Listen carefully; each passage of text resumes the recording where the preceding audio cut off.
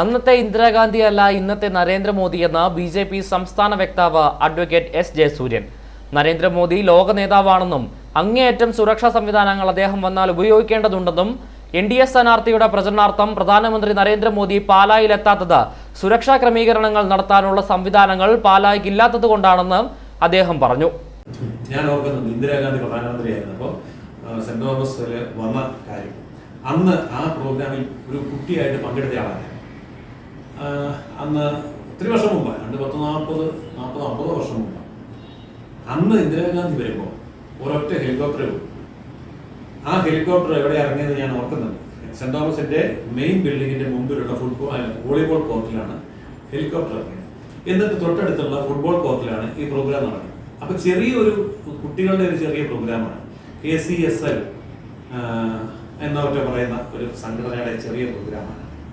അന്നത്തെ ഇന്ദിരാഗാന്ധി അല്ല ഇന്നത്തെ നരേന്ദ്രമോദി ലോക നേതാവാണ്.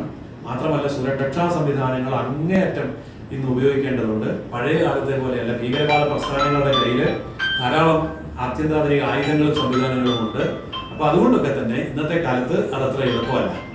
അതാണ് സുരക്ഷാ സേന പറഞ്ഞത്. 3 സായുധ സേന ഹെലികോപ്റ്ററുകൾ ലാൻഡ് ചെയ്ത് കഴിഞ്ഞാൽ പിന്നെ ഒരു മൈതാനം അവിടെ അവശേഷിക്കുന്നില്ല എന്ന് പറഞ്ഞു. ഈ കഴിഞ്ഞ ദിവസം ഇവിടുത്തെ പ്രസിഡന്റ് വന്നല്ലോ എന്ന് പലരും ഇതേ ചോദ്യം ചോദിക്കണ്ടേ. പ്രസിഡന്റ് വന്നപ്പോൾ ഇല്ലാത്ത സുരക്ഷ എന്തിനാ പ്രധാനം? പ്രസിഡന്റ് വന്നത് പൊതുയോഗ ആൾക്കാരെ അയച്ചു. എന്തിന്?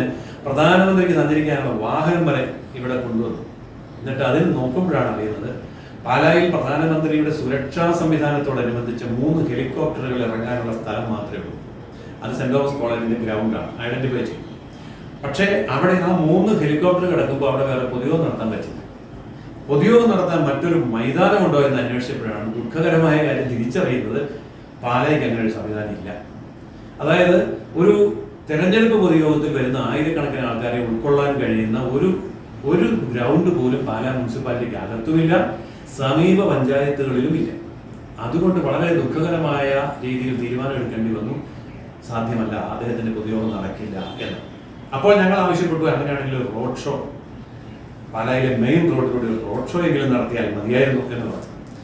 ഉദ്യോഗസ്ഥന്മാർ കുറേ ദിവസം അതിന്റെ ട്രയൽ ഇവിടെ നോക്കി. അതായത് ഒരു വാഹനം ഓടിച്ചാൽ, അതായത് പ്രധാനമന്ത്രിയുടെ വാഹനം റോഡ് ഷോയ്ക്ക് വേണ്ടി കടന്നു പോകുമ്പോൾ 2 വശത്തും മുൻപിലും പുറകിലുമായി സുരക്ഷാ വാഹനങ്ങൾക്ക് സഞ്ചരിക്കണം. അതിനുള്ള വീതി നിർഭാഗ്യവശാൽ പാലായിലെ മുനിസിപ്പാലിറ്റിയിൽ ഒരു റോഡിനുമില്ല, ബൈപ്പാസിന് മാത്രമേ ഉള്ളൂ. പക്ഷെ ബൈപ്പാസിൽ റോഡ് ഷോ നടത്താൻ പറ്റുന്ന ഒരു ഭൂമിശാസ്ത്രമല്ല, ആൾക്കാർക്ക് നിൽക്കാൻ പറ്റില്ല. അപ്പോൾ വികസനം പാലായിൽ വീർപ്പുമുട്ടി നിൽക്കുകയാണെന്ന്. ഇത്രയും കാലം പാലായെ വികസിപ്പിച്ച് നിർത്തുന്ന ഒരു കാര്യം, പാലായിൽ നല്ലൊരു റോഡില്ല. ഒരു പ്രധാനമന്ത്രിക്ക് സുരക്ഷയോട് സഞ്ചരിക്കാൻ പറ്റിയ റോഡ് പോലും പാലായിലില്ല എന്നാണ് വ്യക്തമാകുന്നത്. അത് ശരിക്കും ചർച്ചയാകേണ്ട വിഷയം തന്നെയാണ്. ഒരു പ്രധാനമന്ത്രിക്ക് വന്നാൽ മൈതാനം ഇല്ല, പ്രധാനമന്ത്രിക്ക് സഞ്ചരിക്കാൻ റോഡില്ല. ഇതൊന്നും വേണ്ടാത്ത ഒരു പാലയെ ഇങ്ങനെ നിലനിർത്തേണ്ട ഒരു കാര്യമുണ്ടോ എന്നാണ് ഞങ്ങൾ ചോദിക്കുന്നത്.